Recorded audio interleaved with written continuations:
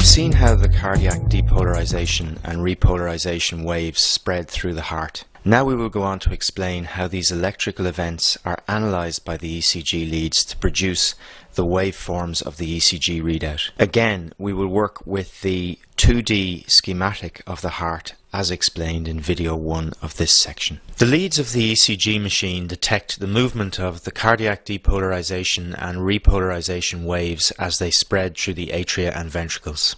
Leads capable of detecting electrical signal are placed on the patient's body, and the different lead positions record the flow of current through the heart from different perspectives.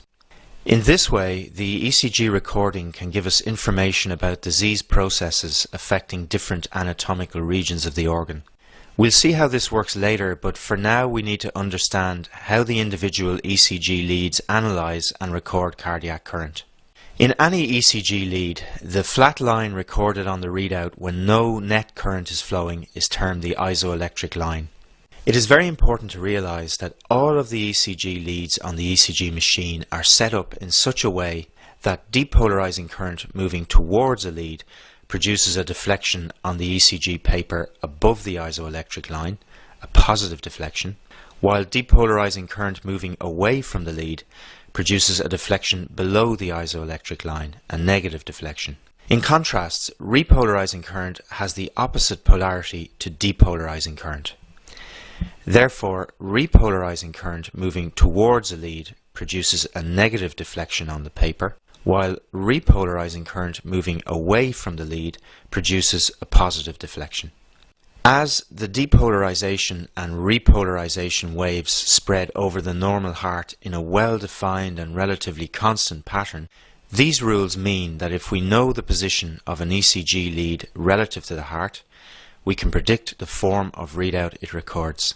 We'll come back to the nomenclature and position of all 12 leads later, but for now let's see how this works in two of the 6 so-called chest leads, V1 and V6.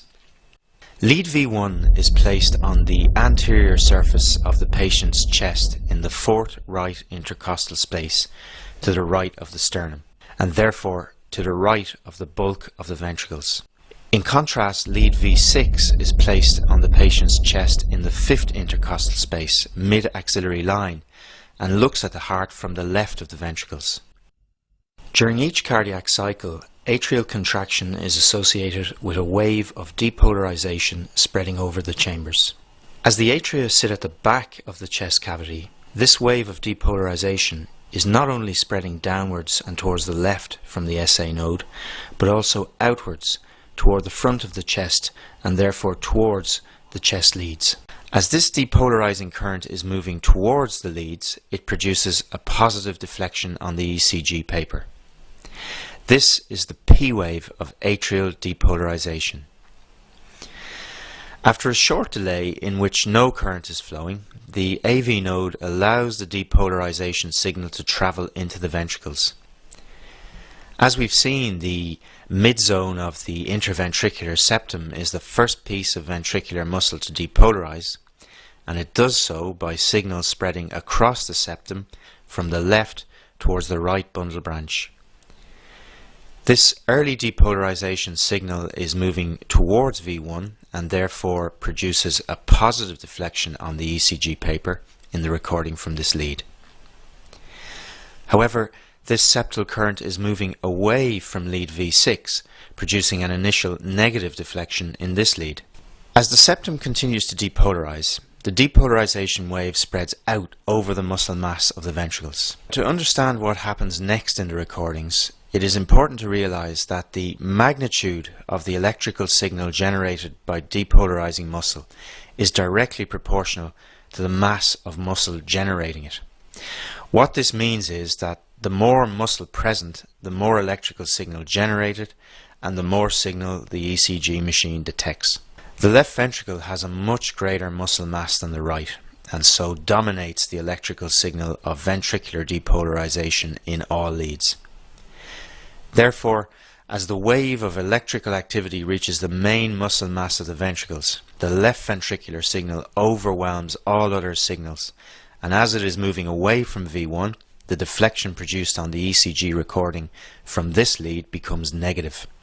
In contrast, however, this signal is moving towards lead V6, producing a strong positive deflection.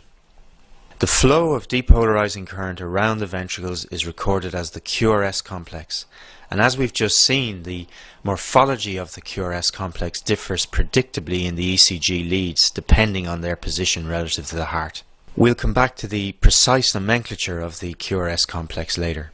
When ventricular depolarization is complete, there is a brief period when no current is flowing and the recording returns to the isoelectric line. This period ends with the onset of ventricular repolarization. Remember, repolarizing current has the opposite polarity to the depolarization wave, and therefore when it is moving towards a lead, it produces a negative deflection on the ECG paper and a positive deflection when moving away from a lead.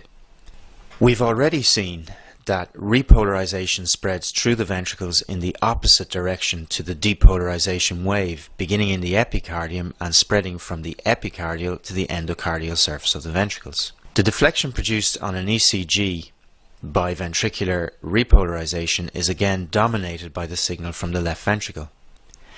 As this repolarizing current is moving towards V1, the deflection produced is negative in this lead.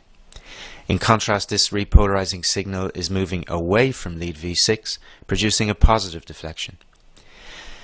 The deflection produced by ventricular repolarization is termed a T wave. Note that the T wave has a very different morphology to the QRS complex. Cardiac repolarization spreads relatively slowly through the muscle mass outside the conducting system. Hence, the T wave is considerably longer in duration and therefore broader on the ECG paper compared to the QRS complex. You should also realize at this point that the fact that repolarizing current moves through the ventricles in the opposite direction to the depolarization wave means that in leads with an overall negative QRS complex, that is, the negative deflection is larger than the positive deflection, the T wave also tends to be negative, lying below the isoelectric line. While in leads with an overall positive QRS complex, the T waves are also positive, lying above the isoelectric line. To use the jargon, in non-diseased hearts, the QRS complexes and T waves tend to be concordant. There are important exceptions to this rule, which we will deal with shortly. Just to tie up a loose end, atrial repolarization produces a relatively weak electrical signal which is buried in the QRS complex and is generally not detectable on a standard 12-lead ECG. In the next video, we will try and ensure that you are familiar with the nomenclature of the ECG recording.